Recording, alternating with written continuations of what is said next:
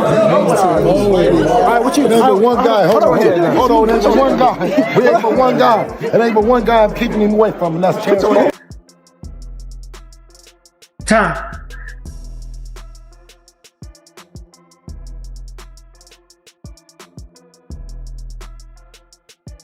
Raw, just looking at the landscape now, I'm sure that everyone's been calling you out now. The fact that No, they haven't. They haven't. That's the thing. Not too many people have called me out. When I took it serious, and I was like, this what I'm going to do. I wanted to be. I said, I'm gonna be great in the sport. I'm gonna be the best. I'm not in here to be, just a competitor. I'm not in here to be just one of the other guys. No, I want to be the best. I want to be the guy.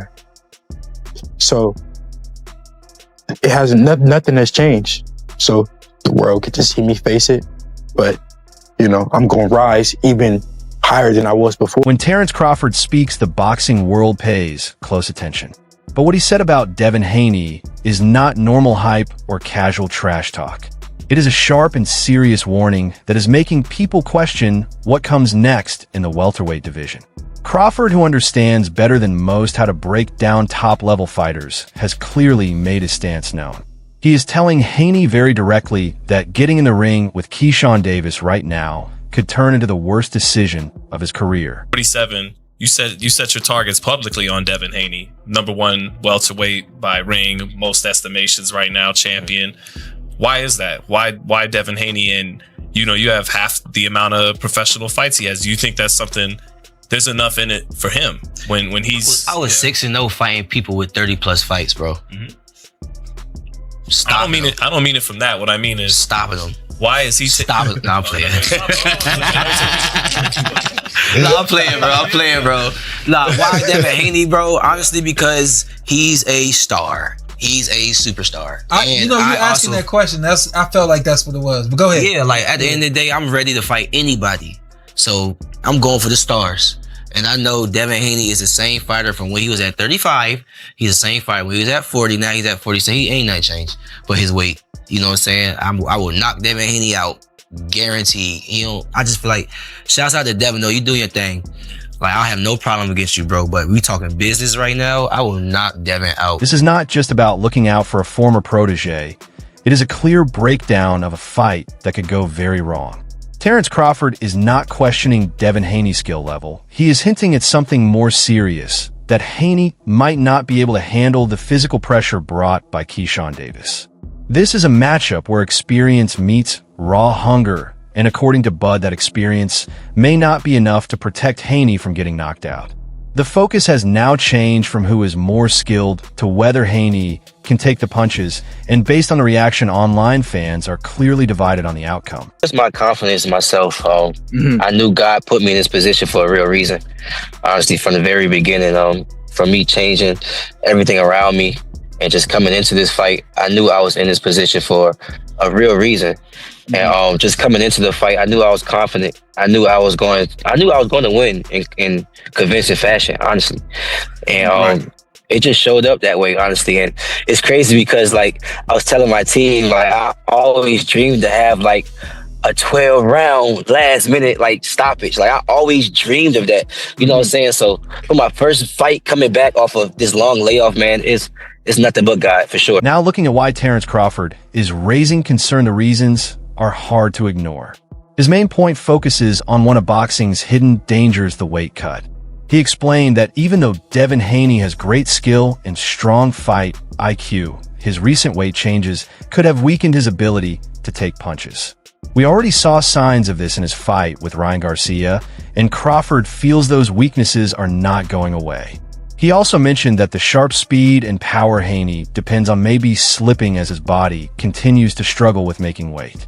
On board, he's trying to figure out where did I go wrong, and I couldn't figure it out. I fought a guy who did everything wrong leading up to the fight. It me doing everything right. Great team, great coaches, great game plan. It's just hard to beat somebody when they doping. We seen a different Ryan Garcia than we seen leading up to the Tank fight. It was just a totally different. Me, I'm not having no sex. I'm not doing nothing. I'm getting my rest, doing everything. How can that determine the outcome of a 12-round fight? And then when the PD situation came out, that's when I was like. Now compare that to Keyshawn Davis, who is not just winning fights, but showing a whole new level. As Terence Crawford explained, there is a different kind of power in a young, hungry fighter who has not been drained by years of tough weight cuts. His view is very clear. Devin Haney may have more skills overall, but if he cannot handle the power coming his way, then those skills will not help him. It comes down to a simple idea. If his chin fails, everything else falls apart. If Haney steps in thinking he can control the fight for all 12 rounds without taking damage, he could be putting himself right into danger. With you and Dev. Yeah, I never fuck with Cuz. Why? Because Cuz never fuck with me. On what tip? Bro, it was like times where like, me, I was always around Shakur as an amateur and shit. So Shakur introduced me to Floyd, Devin Haney, all that type of shit. So there's a hell of times I'm around Devin Haney and we 24 fitness playing basketball, regular shit before niggas became celebrities type shit. Or just who we are today. And nigga never even looked me in my eyes. Nigga never showed me respect. Like Shakur always like, yo, this nigga Keyshawn, this, that, third. He be like, for real? That nigga still a kid. And like, he just never gave me my respect. He sent you. You know what I'm saying? So it's like, bitch ass nigga, you know goddamn well, nigga, now I'm here, nigga. And everything Shakur been saying, nigga, I lived up to it and then some. Fuck are you talking about? And he's still, like, his father it's crazy because beginning of my professional career, his father used to be like, oh shit, the businessman. What's up with you? Like, dap me up. My man. So you always was the businessman. And Dad was keep his face forward and like, dang, I can't get no pat. Like, nigga, we African American, you can't show me no type of love. The tension hit its peak right after Keyshawn Davis stopped Jermaine Ortiz. It was not just a win, he made sure everyone noticed it. As soon as the fight ended, he called out Devin Haney, which quickly set social media on fire. Davis understands that to prove yourself, you have to beat the top name, and right now Haney is the one everyone is watching. But anyone thinking Haney would stay quiet and accept that kind of challenge is mistaken. My natural self, more who I really am. And in past fights, you guys see me, as a more of a shell of myself, because I was killing myself to make the weight. I feel a lot better, feel a lot stronger, and I'm excited for it. Who you see as your partner that would be a super fight? Floyd had Manny, Sugar Ray Leonard had Tommy Hearns. I mean, you was linked to Tank for so long. It looked like that's never gonna happen. But yeah, I don't see that. Like, I don't see that fight happening. I don't see that fight ever happening. But still, guys like Shakur, still got Ryan Garcia. It's a huge fight. It's a lot of guys coming up. They make a new guy every day. We got Abdullah Mason, we got Carmel. It's young guys coming up, and I see them. Devin Haney responded quickly and brushed it off with confidence. Reports say he replied on X with a bold message telling them to send the contract and make the fight happen, showing he is not concerned about any warnings.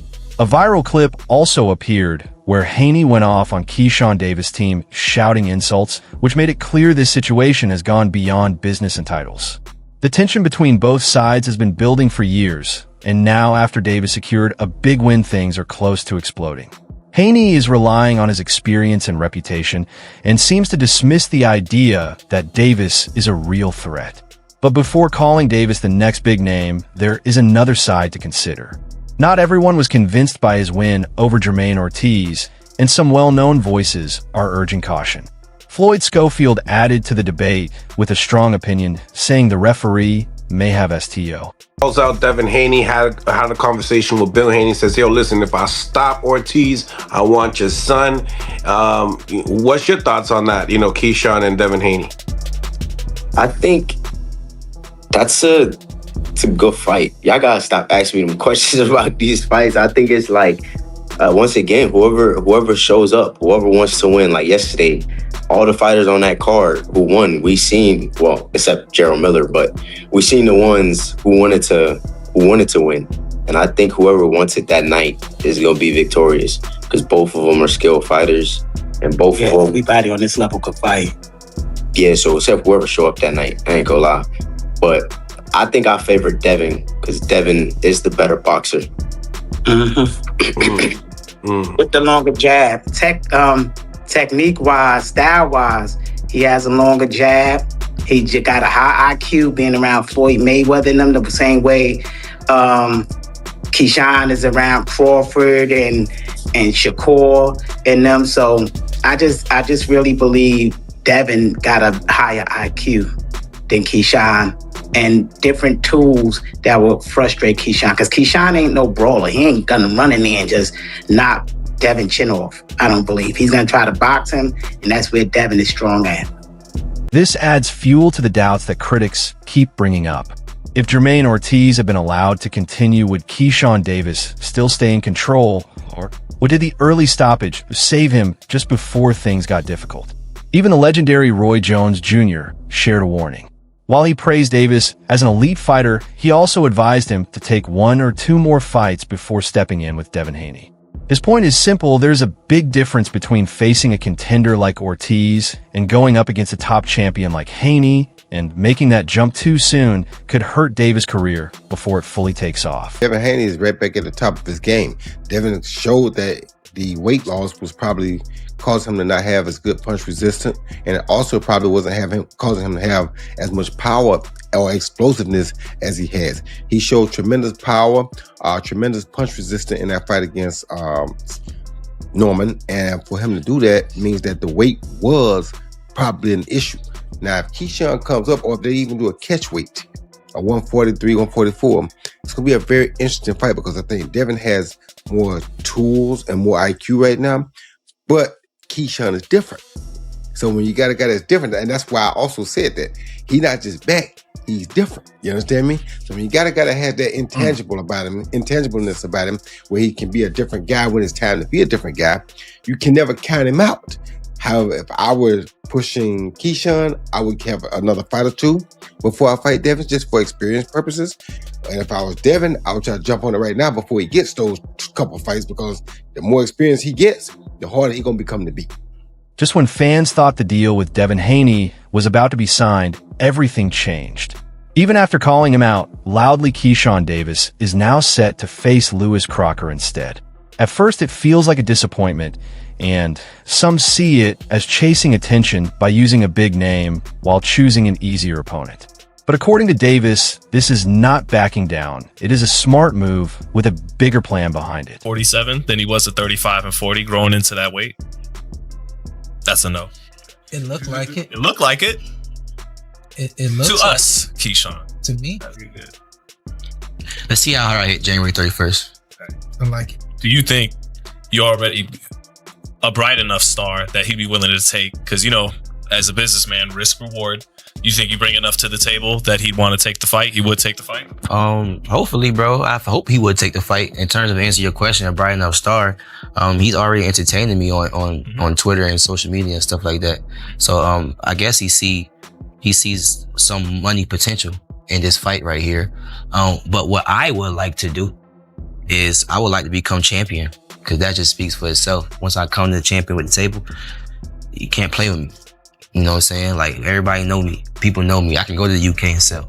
Like, I can go anywhere and sell. My first main event, I sold 10,000 tickets. I sell, period. You know what I'm saying? That's why he's entertaining me, because I am a star. But when I come with that world title, whether I beat Dalton Smith or I go move up a weight and beat Lewis Crocker, once I come with them world titles, it's just a different story. Yeah, I love the fight. And I also feel like, let the fight build too. Like, I'm not saying let it build all the way to 2028. You know what I'm saying? We can still fight this year. I really want to fight. If I can have it my way, I want to fight 3 times this year. So if I can fight another fight before I fight Devin, I feel like that makes a lot of sense for me. Keyshawn Davis says this is all about smart business. Going into talks with Devin Haney right now, without a major belt at 147, would put him in a weak position where he would have to accept whatever deal comes his way. By facing Lewis Crocker and aiming to win a title first, he changes the situation. He can enter negotiations with more power and make sure he is treated as an equal. Still, this move comes with risk. If he struggles or loses, then the fight with Haney could disappear right away. But if he wins in a strong way, he puts pressure on Haney and makes the fight much bigger and more valuable. Keyshawn is now 14 wins, no losses, no draws, 10 wins by way of knockout. Devin is 34 wins, no loss, no draw, 15 wins by way of knockout. So Devin got more knockouts than Keyshawn actually has fights. Devin is about 5'9", with about 72-inch arm reach. Keyshawn is about 5'8", with a 70-inch arm reach. Keyshawn has more power. Devin Haney has shown that he's a better pure boxer. I think Devin Haney's defense is better than Keyshawn's. After I watched Keyshawn versus Jermaine Ortiz last night, I don't think and see Keyshawn Davis beating Devin Haney. I think Devin Haney's going to control him with his jab, his distance, his range, and his counterpunch ability. I think this is going to be the most skilled, talented fighter that Devin Haney has fought outside of Lomachenko. Right? Lomachenko is so accomplished, so skilled, so talented. But I just think that Keyshawn is bigger, has more power than Lomachenko, and just as talented and skilled as Lomachenko. I think Keyshawn is more skilled and talented than Regis Prograis and Brian Norman Jr., but they got more power than Keyshawn does. So I think Keyshawn is the package that people want to see Devin Haney against. Looking at the bigger picture, this matchup matters for the whole welterweight division. Once the shining division in boxing, it's now struggling. Experts describe it as stagnant and in need of fresh talent. Many of the top fighters have moved up in weight or stayed inactive, leaving 147 pounds full of missed chances. What the division needs is a fight that excites, a rivalry that feels intense, real, and unpredictable. You know, I'm actually curious. I'm actually feeling so good. I'm wondering in the back of my head if I could ever, even just for fun, make a fight happen back down at 147, you know? And popping now. There's a lot of guys there. A lot of big names. Yeah, big names and no big punchers. So, you know, what Conor Ben is like, what, he's supposed to be the puncher now? Like, yeah, it works for me. Ryan? Big puncher? No, Ryan's a big puncher. Big puncher? Yeah, his hook. If he catches you with the hook, you don't come up. 47? Well, he's fighting at 47. But you consider him a welterweight puncher? You'd probably have more nuance to that. No, I remember. Boots Ennis. You got. No, Boots is at 54. Boots at 54. No, but where was he? He was at 47, yeah. Where was he world champion at? 47, yeah. Okay. Yeah. Okay. And so you think Ryan's got a bigger punch than that? Bigger punch than, you know what I'm saying? Yeah, because when Ryan touches you. No, when he touches lightweights, see? Yeah. He hasn't dropped real welterweights. Okay, yep. Is there even a real welterweight that he's fought in the welterweight division? I think Conor Ben's the only real welterweight left at 147. So this new welterweight game is lightweights moving up. Okay? There's no OG 147. And with that, I can't give Ryan the credit you're trying to give him. Okay. Yeah, with that. How likely is it, though, with those names that you're like, 47 looks pretty good? That's exactly why a fight between Keyshawn Davis and Devin Haney is so important. It could reignite the welterweight division. On one side, you have the experienced technician. On the other, a hungry knockout artist. There's tension, contrasting styles, and the added drama of Crawford's past mentorship falling apart. Boxing needs this kind of clash. Fans want these two rising stars to take on the top fighters and meet head-to-head in the ring. Crawford may be warning Haney to be careful, but for the sport, everyone hopes he signs that contract. Devin Haney wants that fight, as we know. This is not a surprise. This is what Devin Haney does. No stipulations. As father trainer and manager Bill Haney stated yesterday on the Boxing Voice, he stated, why we have to have stipulations, roadblocks. We ain't trying to do that. Devin moved up, so he don't have to drain himself. Why would he have to drain himself? Right? Nonetheless, Shakur wants a 10-pound rehydration course. Keyshawn the Businessman Davis, as you're going to see right here, he explains why he don't like Devin Haney. Because, and people are asking me and sending me, this is an old clip that Keyshawn did with Wallow and Gilly, and people are asking me my thoughts is resurfaced because obviously the Devin Haney, Keyshawn Davis, a saga has started to kick up dust. So it resurfaced, right? And Keyshawn Davis explains that Devin Haney didn't befriend him and didn't show him respect. He sunned him, as Wallow said. He little boyed him. When Shakur was telling Devin, this dude is on deck, and Devin's like, he's just a kid. Well, you got to understand at the time Keyshawn's talking about, you was just a kid, but Keyshawn took it personal. So Keyshawn explains why he don't rock with Devin Haney. But again, like I said, I think Keyshawn speaks out of emotion. He speaks his truth, right? Whether you like it or not, it's his truth. Whether it's wrong at the time or not, it's his truth. So this is why Keyshawn feels like he don't rock with Devin Haney, because Devin Haney didn't accept him with open arms, right? And so hopefully we get this fight. So what does all this stand? Terence Crawford is warning that Devin Haney might be physically at risk. Critics argue that Keyshawn Davis is getting too much hype and still needs more experience. And right in the middle sits a possible super fight that could shape the future of the welterweight division.